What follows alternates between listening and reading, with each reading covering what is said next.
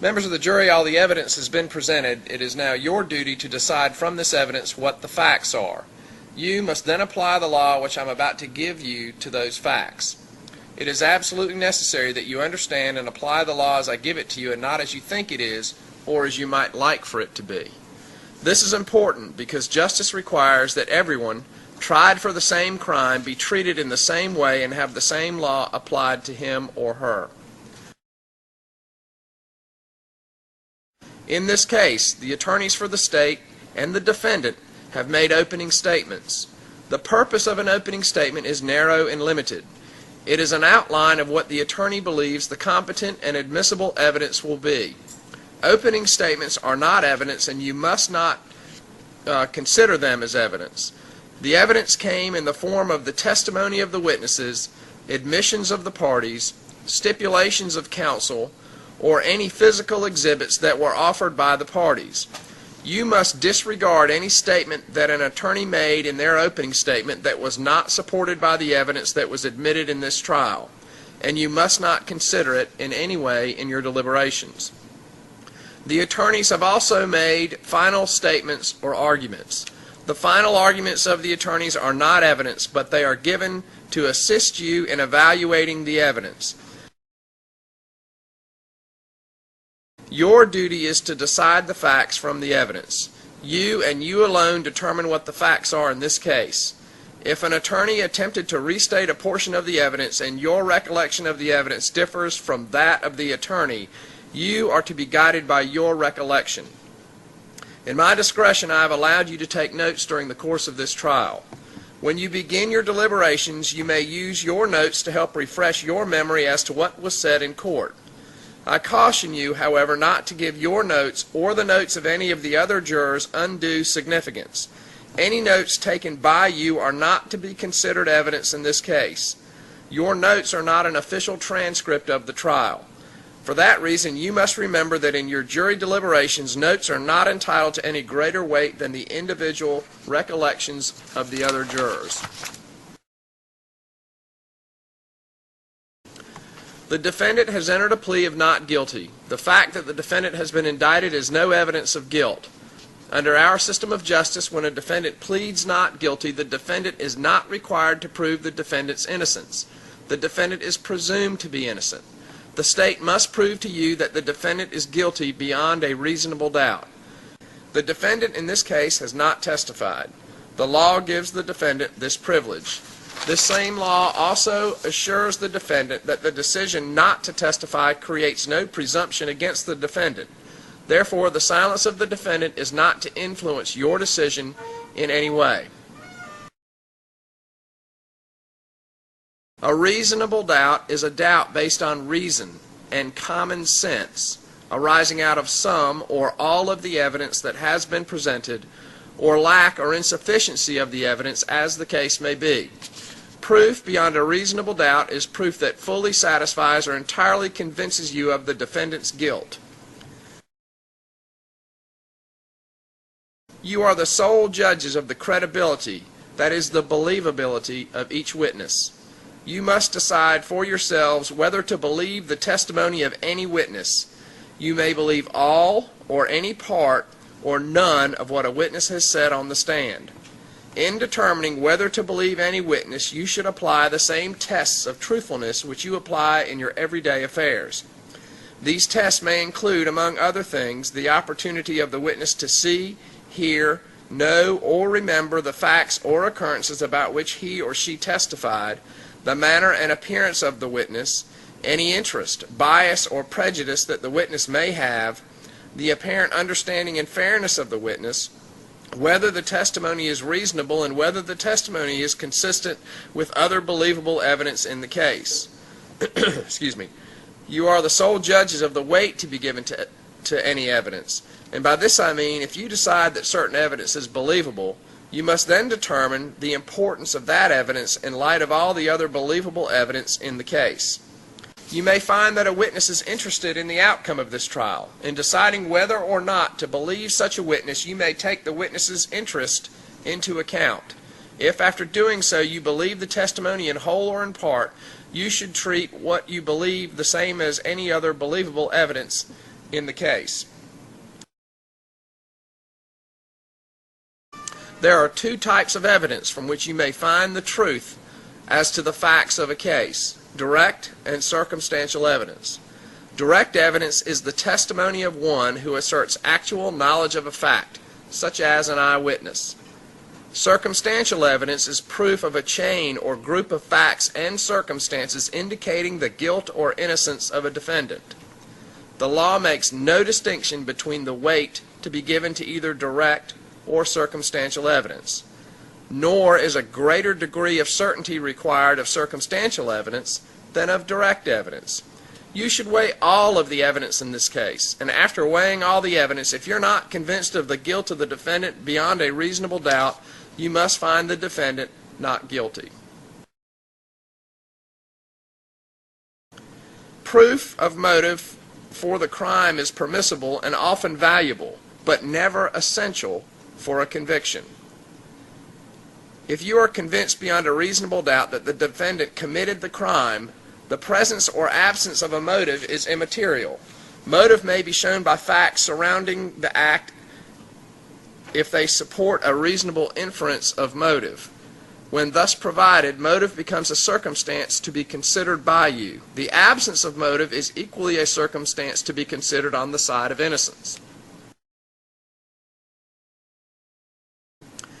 Evidence has been received tending to show that Nancy Cooper made statements to various witnesses regarding the status of her relationship with the defendant, Bradley Cooper. This evidence was received solely for the purpose of showing Nancy Cooper's then existing mental, emotional, or physical condition. If you believe this evidence, you may consider it, but only for the limited purpose for which it was received. Photographs, diagrams, and maps were introduced into evidence in this case for the purpose of illustrating and explaining the testimony of a witness or witnesses. These photographs, diagrams, and maps may not be considered for you by any other purpose. Photographs and videos and diagrams were also introduced into evidence as substantive evidence. These photographs and videos may be considered by you as evidence of facts they illustrate or show. I instruct you that the state has the burden of proving the identity of the defendant as the perpetrator of the crime charged beyond a reasonable doubt. This means that you, the jury, must be satisfied beyond a reasonable doubt that the defendant was the perpetrator of the crime charged before you may return a verdict of guilty. In this case, you have heard evidence from witnesses who have testified as expert witnesses. An expert witness is permitted to testify in the form of an opinion in a field where the witness purports to have specialized skill or knowledge.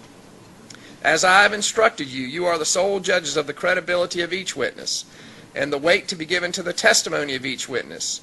In making this determination as to the testimony of an expert witness, you should consider, in addition to the other tests of credibility and weight, the witness's training, qualifications, and experience or lack thereof, the reasons, if any, given for the opinion, whether the opinion is supported by facts that you find from the evidence, and whether the opinion is reasonable, and whether it is consistent with the other believable evidence in the case. You should consider the opinion of an expert witness, but you are not bound by it. In other words, you're not required to accept an expert witness's opinion to the exclusion of the facts and circumstances disclosed by other testimony.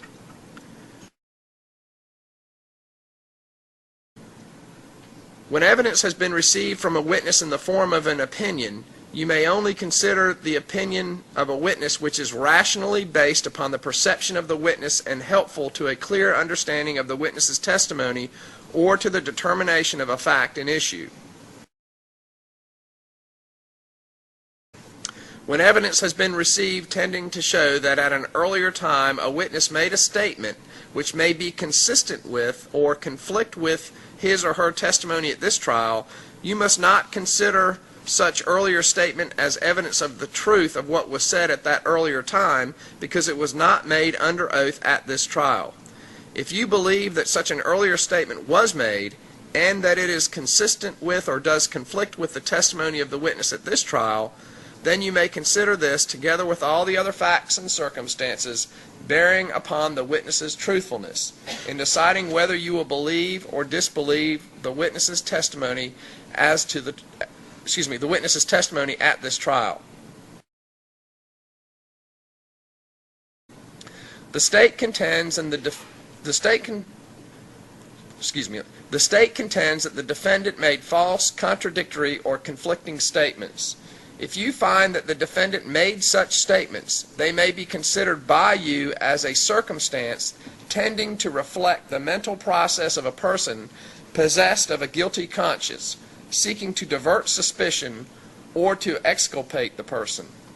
And you should consider that evidence along with all the other believable evidence in this case. However, if you find that the defendant made such statements, they do not create a presumption of guilt, and such evidence standing alone is not sufficient to establish guilt. Such evidence may not be considered as tending to show premeditation and deliberation. Now, members of the jury, before I get to the substantive law that you're to apply in your deliberations, I want to take a moment to go over the jury verdict form. This verdict form will be provided to you in this envelope. There's a notepad and a copy of the jury instructions that I'm reading to you right now, as well as an ink pen. This verdict form, I'll just take a minute to go over it with you. Roughly the top 25% of the form contains what we call the caption of the case. It lists the jurisdiction, that's the state of North Carolina, Wake County Superior Court Division, and it lists the parties, that's the state of North Carolina versus Bradley Graham Cooper. It has a number, a file number. That is of no consequence. That is a number that's assigned to this case by the clerk that helps track it through the system. And below that it indicates that this is a verdict form. In the body of the document, this verdict form reads, and it contains the following language. We, the jury, by unanimous verdict, find the defendant, Bradley Graham Cooper, to be, and there are three options. It is your duty and role as a jury to deliberate upon the evidence, determine what the facts are, apply the law that I'm giving to you now to those facts that you find from the evidence, and reach a unanimous verdict as to one of these three options. The first one is guilty of first-degree murder, or guilty of second-degree murder, or not guilty. At the bottom of the file, or excuse me, at the bottom of the form, there is a place for the foreperson to put the date, sign the form, and print their name. And I'll give you further instructions about that here in just a minute. But that form will be in that envelope that you'll receive shortly after you go to the jury room to begin your deliberations. The defendant has been charged with first-degree murder. Under the law and the evidence in this case, it is your duty to return one of the following verdicts. 1. Guilty of first-degree murder, or 2. Guilty of second-degree murder, or 3. Not guilty. First-degree murder is the unlawful killing of a human being with malice and with premeditation and deliberation. Second-degree murder is the unlawful killing of a human being with malice, but without premeditation and deliberation. For you to find the defendant guilty of first-degree murder, the state must prove 5 things beyond a reasonable doubt. First, that the defendant intentionally and with malice killed the victim. Malice means not only hatred, ill will, or spite, as it is ordinarily understood, to be sure, that is malice. But it also means the condition of mind which prompts a person to take the life of another intentionally, or to intentionally inflict serious injury upon another, which proximately results in another's death without just cause, excuse, or justification. Second, the state must prove that the defendant's act was a proximate cause of the victim's death. A proximate cause is a real cause, a cause without which the defendant's death would not have occurred. Third, that the defendant intended to kill the victim. Intent is a mental attitude seldom provable by direct evidence. It must ordinarily be proved by circumstances from which it may be inferred. An intent to kill may be inferred from the nature of the defendant's act, the manner in which it was made, the conduct of the parties, and other relevant circumstances.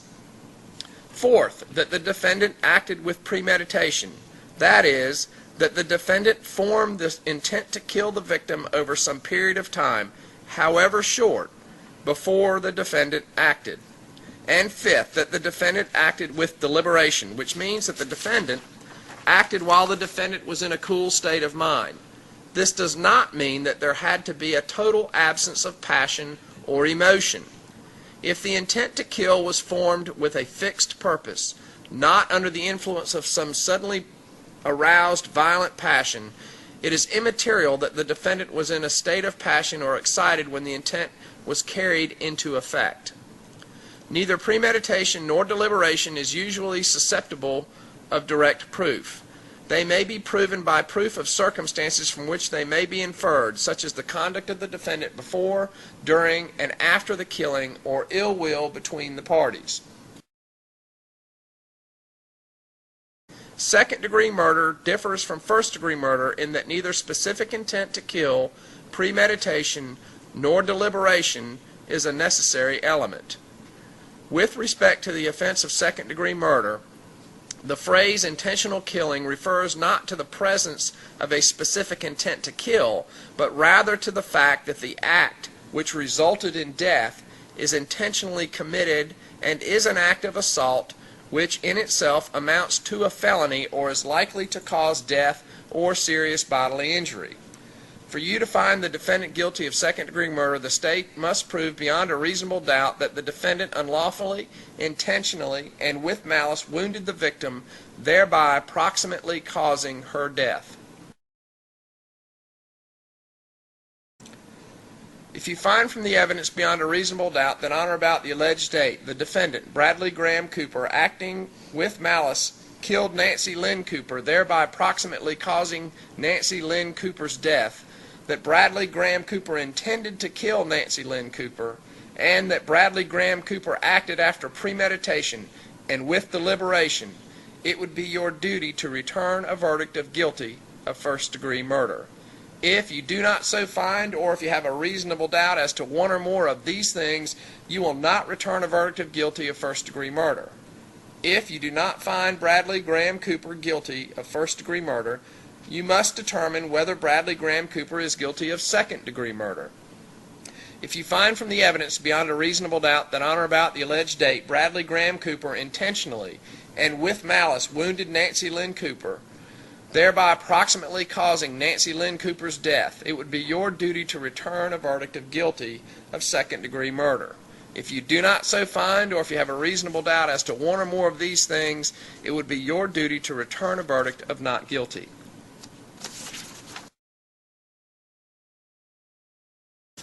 Now, members of the jury, you have heard all the evidence and the arguments of counsel. If your recollection of the evidence differs from that of the district attorney or of the defense attorney, you are to rely solely upon your recollection.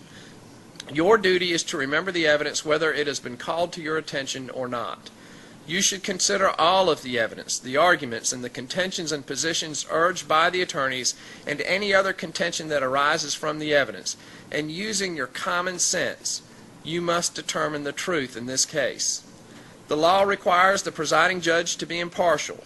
You should not infer from any statement that I have made or question that I may have asked that any of the evidence is to be believed or disbelieved, that a fact has been proved, or what your findings ought to be.